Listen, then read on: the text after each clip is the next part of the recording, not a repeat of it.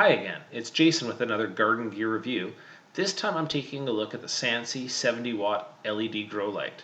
Sansi, as a company, has been offering LED lights targeted at plant growers for years.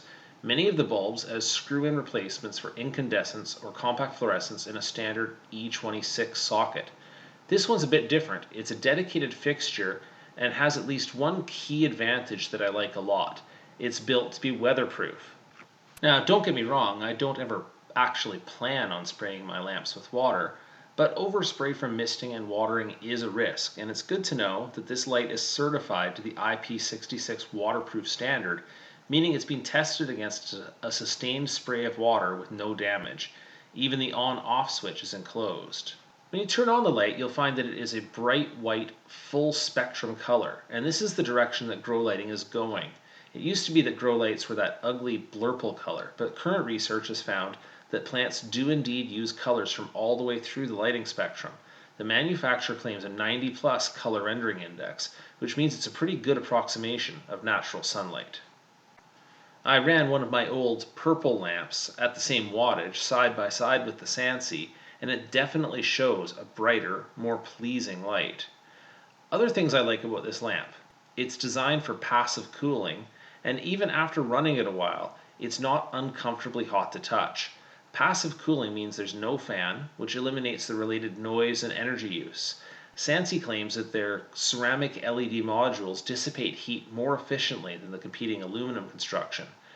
I also really like the small footprint of this fixture. It's under 8 inches square, keeping it lightweight and easy to mount. Now to what I don't like so much. Sansi lists the lamp as 70 watts, but this is something that's easy to check, and it's just not true. The fixture draws fewer than 50 watts of power, and I see that other reviewers, both here on YouTube and in the Amazon comment section, are finding the same thing. So why the fake wattage? This isn't something that's unique to Sansi. There are dubious representations of wattage all over Amazon and eBay. The manufacturers often list the total maximum capacity of the LEDs instead of what they actually designed the power supply to deliver. Sometimes they even list the wattage as some equivalent replacement value of a less efficient light source. The reason, I guess, is that some purchasers are making buying decisions on raw wattage, assuming that more watts equals more plant growth.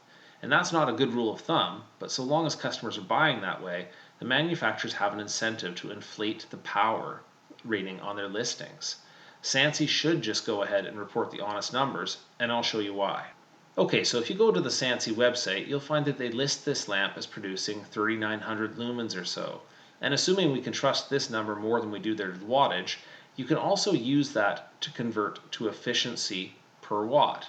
So if you look at the lamp as a 70-watt lamp, it produces about 56 lumens per watt, and that number is quite mediocre, somewhat along the lines of a compact fluorescent bulb. But if you calculated the same efficiency at 50 watts, you'd get 78 lumens per watt, which is better, like a linear fluorescent. And either way, that's less efficient than the high-end commercial LED fixtures, but it's much more favorable with the 50-watt rating. So the final and most important question is this one: does the Sansi grow lamp provide sufficient light intensity for growing plants indoors? And it depends a lot on your expectations. As mentioned, this is not a particularly efficient light. It's rated around 3,900 lumens of output.